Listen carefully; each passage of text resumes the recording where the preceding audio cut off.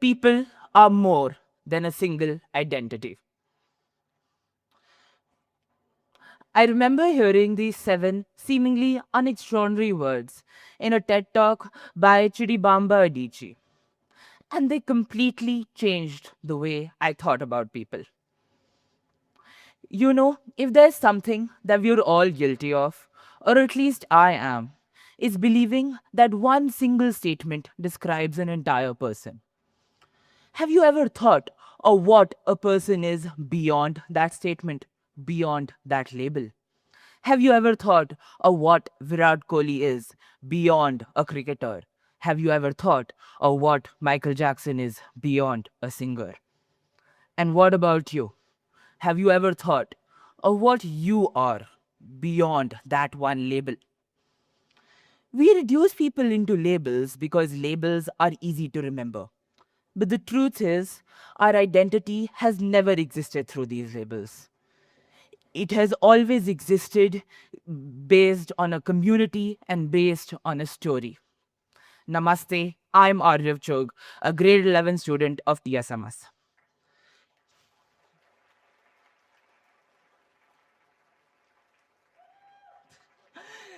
Some of you know me as the Betsil Wale Bhaiya, and others might remember me as the one constantly running between committee to committee during the TSMS MUN. And for those who have met me for the first time, I am simply the 11th grader speaking at this stage from this school. But do any of those phrases, do any of those statements define me? No. Over the past few years, trying to figure out what label I fit under or whether I even needed to, taught me that our identity isn't a single statement, it isn't a single label, it isn't a single idea, but actually a confluence of many. Every interaction, every relationship, every community leaves behind a mark. The people we meet and the experiences we have shaped who we are today. Every conversation that we have with one another changes us little by little in ways we don't even understand. And piece by piece, those moments shape who we become. You know, while I was writing this talk, I kept on getting distracted by the new Spider-Man movie that had come out, which I'm still dying to see. But then I thought, even Peter Parker, when he lost his friends, his community, his loved ones, he felt lost, different, and incomplete. Not because he had physically changed, but because he had lost the community that helped make him who he was. It was like he had lost a part of himself.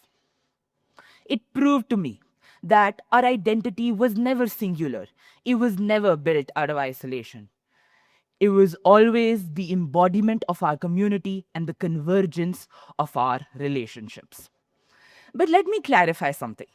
If our identity is shaped by the people around us, does that make us prisoners of other people's opinions and stereotypes? No, not at all. Identity isn't something that happens to us. Identity isn't something we inherit. Identity is something that we constantly choose to create with the community around us and the choices that define us. And perhaps that is exactly what confluence is to me. Multiple tributaries, each arising from their own source, converging at one point to form one river. Different stories, different friendships, different interactions, meeting, merging, molding. So, if you ask me, what truly shapes our identity in 3 simple words, I would say community, collaboration, confluence.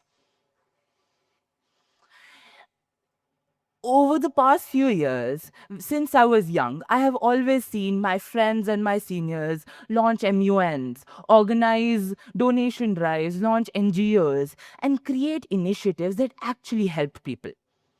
And I admired them.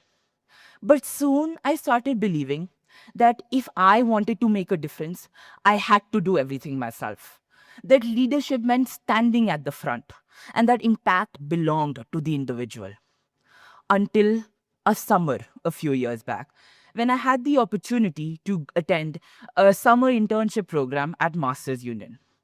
I still remember how I was standing in front of that classroom on day zero, looking around, not knowing anyone.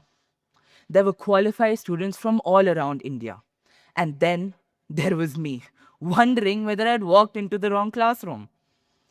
There was this question constantly at the back of my mind: will I fit in here? And trust me, that feeling did not disappear at that moment. It stayed with me for a couple of sessions. But then I met Mr. Shailendra Nath. He was the next product manager at Max Life Insurance. And he spoke about product design and development in a way I had never thought about before. He said that every successful product, every successful app, every successful service is not really a singular idea, but a collection of different perspectives. He depicted how a healthcare service he worked on only was successful because of the collaboration of coders, engineers, doctors, brand managers, analysts, marketeers, everyone who contributed their opposing perspectives, who argued, and who worked together. Innovation, he said, isn't born from agreement, it is born from the confluence of opposing perspectives. And that thought stayed with me. Over the next few days, my team and I stopped thinking like individuals and we started working together. One of us coded, the other made the presentation, one made the brand strategy, and the fourth constantly challenged each of our assumptions. And together, we were able to build a successful prototype for a medical insurance platform, which we pitched to the VCs. And that was something that no one individual could have ever thought about. What I still remember from those 5 days isn't the part I played. It is the conversations, it is the agreements, it is the disagreements that I had with my team. That prototype was not just a piece of code, it was proof that it was the end product of the confluence of opposing ideas. And that is when I realized how wrong I had been. It proved to me that impact has never belonged to the individual. It has always belonged to collaboration, to community, and to confluence. Since I was young, social work has always been one of the constants of my life. And I remember while I was organizing bake sales, volunteering at various organizations.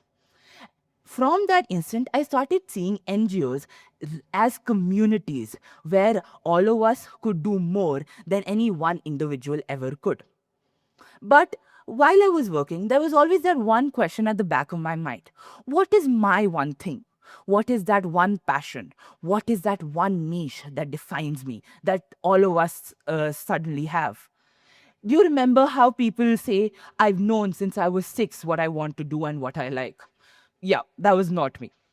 One day, I would work with Hari Koshish in events like Voicing the Yamuna Petition. The next, the She Initiative, where we would host self-defense workshops for women and girls empowerment. And next, sitting at an old age home with the Farak Foundation, where I would simply just talk to the senior citizens, listening to their stories. And last but definitely not the least, Shri Sayog, encompassing of all the bake sales, the Labor Days, the Mad About, which is truly an epitome of how service is not a one-person act.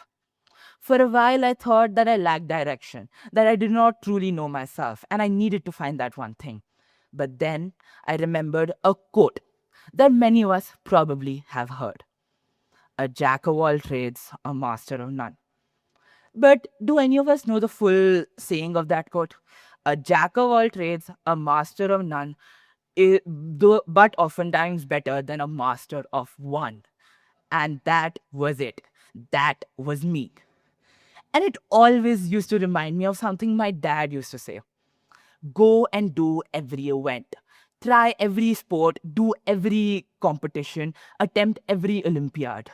Just go and do it, irrespective of whether you win and fail. And believe me, at first I thought he was just trying to annoy me. But soon I realized that He wasn't asking me to be the best at everything. He was just asking me to be open to everything.